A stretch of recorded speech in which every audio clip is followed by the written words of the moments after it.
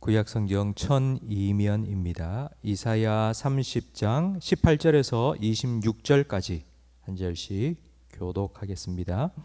그러나 하나님께서 기다리시나니 이는 너희에게 은혜를 베풀려 하심이요 일어나시리니 이는 너희를 긍휼히 여기려 하심이라. 대저 여호와는 정의의 하나님이심이라. 그를 기다리는 자마다 복이 있도다.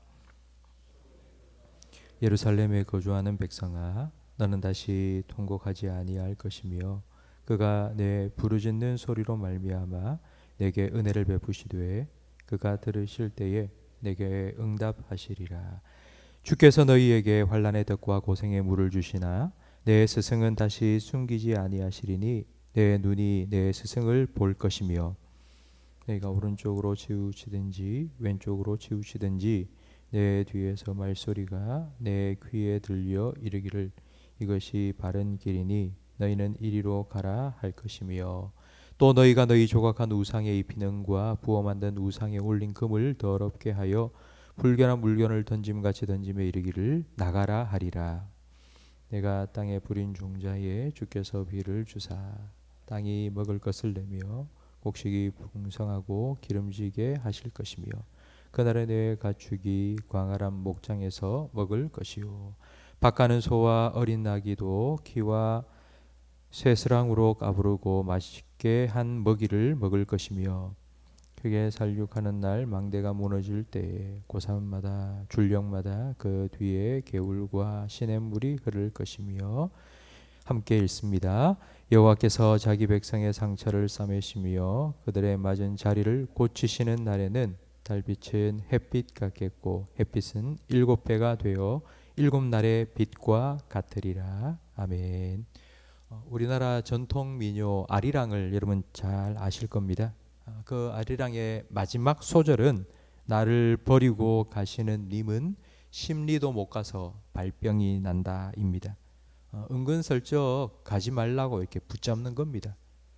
이 아리랑보다 조금 더 감정을 드러내지 않고 속마음을 감춘 게 김소월의 진달래꽃입니다.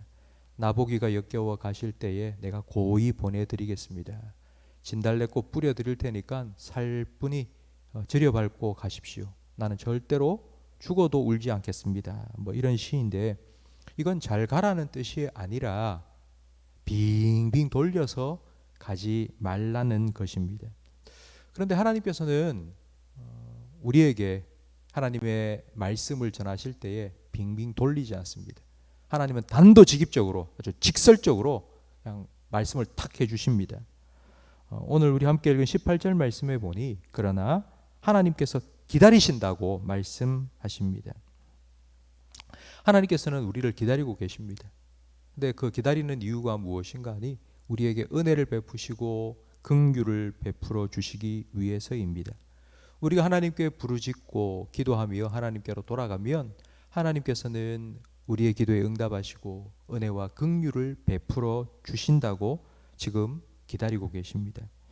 하나님께서는 집 나간 탕자를 기다리는 아버지처럼 우리를 기다리고 계십니다. 탕자가 내 아버지 집에는 품꾼도 풍족하여 그렇게 살고 있는데 나는 여기서 줄여 죽겠다. 그리고는 아버지께로 돌아간 것처럼 하나님께로 돌아가면 우리는 살 수 있습니다. 20절 말씀에 보면 우리가 하나님께로 돌아가기까지 하나님께서는 우리에게 환난의 떡과 고생의 물을 주십니다. 하나님은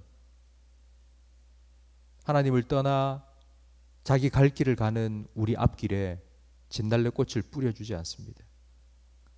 하나님께서는 심리도 못 가서 발병이 나도록 환난의 떡과 고생의 물을 우리에게 주십니다. 이렇게 하시는 이유가 20절 마지막에 보면 나와 있는데 내 눈이 내 스승을 볼 것이며 우리가 다시 하나님을 바라보고 하나님을 찾게 될 것이고 21절에 보면 오른쪽으로 왼쪽으로 치우치든지 너의 뒤에서 말소리가 들리는데 이것이 바른 길이라고 하나님의 말씀에 귀 기울이게 하시고 그리고 22절에는 우상을 다 던져버리고 하나님께로 돌아오기를 원하시기 때문입니다. 여러분의 삶을 한번 돌아보십시오.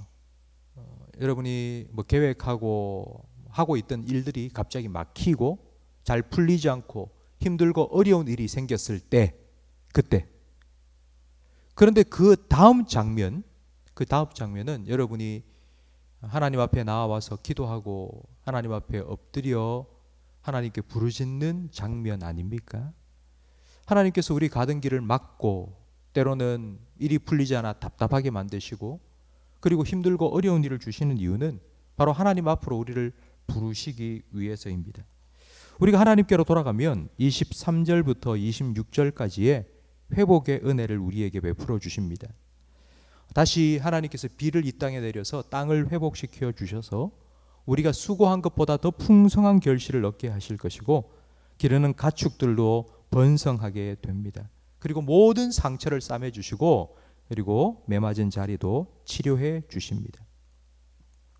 26절 말씀에 보면 하나님께서 이렇게 말씀하십니다. 자기 백성의 상처를 싸매시며 그들의 맞은 자리를 고치시는 날에는 달빛은 햇빛 같겠고 햇빛은 7배가 되어 7날의 빛과 같으리라. 우리를 향한 하나님의 은혜가 7배나 더 밝은 햇빛처럼 우리를 향하여 비치게 된다고 말씀하십니다. 하나님께서 하나님께로 돌아가는 자에게는 그 얼굴빛을 향하사 여러분을 향하여 비추어 주시사 여러분의 얼굴에 근심의 그늘이 한 점도 생기지 않도록 하나님께서 은혜의 빛을 쫙 비춰 주실 거고요. 그리고 여러분의 마음에는 근심의 구름이 손바닥만큼도 끼지 않도록 밝은 빛을 비추어 주신다고 약속하신 겁니다. 우리가 앞에서 찬송가 428장 찬양 부르지 않습니까? 주의 영광 밝은 광채 우리에게 비춰주셔서 그 밝은 얼굴을 우리가 배울 때 내 영혼에 기쁨이 넘친다고 노래한 것처럼 하나님께서는 이렇게 우리에게 은혜를 충만하게 부어주시사 우리로 하여금 기쁨이 충만하도록 해 주실 것입니다. 성도 여러분, 하나님께서는 이런 회복과 축복을 우리에게 주시기 위해서 때로는 고생의 물과 환난의 떡을 우리에게 주시기도 합니다. 혹시 여러분 지금 환난의 떡과 고생의 물을 내가 지금 먹고 마시고 있다라고 생각 드시는 분이 혹시 계십니까? 그렇다면 그 환난의 떡과 고생의 물이 그냥 에피타이저라고 반드시 생각하시기 바랍니다. 아직 메인 요리는 나오지 않았습니다. 하나님께서 여러분을 부르셔서 여러분에게 대접하고 싶은, 주고 싶은 그 메인 요리는 회복과 축복입니다. 하나님께로 돌아오면 하나님께서는 이 회복과 축복의 은혜를 반드시 우리에게 베풀어 주실 것입니다. 햇빛보다 7배나 더 밝은 하나님의 은혜를 우리의 삶에 허락해 주실 것입니다. 하나님께서는 이런 은혜를 베푸시기 위해 지금도 우리를 기다리고 계십니다. 여러분을 기다리고 계십니다. 하나님께서 준비해 두신 그 풍성한 회복과 축복의 메인 요리를 여러분 마음껏 누리시기 위해서 기다리시는 하나님께로 돌아가시기 바랍니다. 기도의 자리로 나오셔서 기도하시고 그리고 하나님을 기대하시기 바랍니다. 하나님께서 여러분의 삶에 풍성한 회복과 축복의 은혜 그리고 햇빛보다 7배나 더 밝은 풍성한 은혜의 축복을 허락하여 주시기를 간절히 바랍니다. 기도하겠습니다.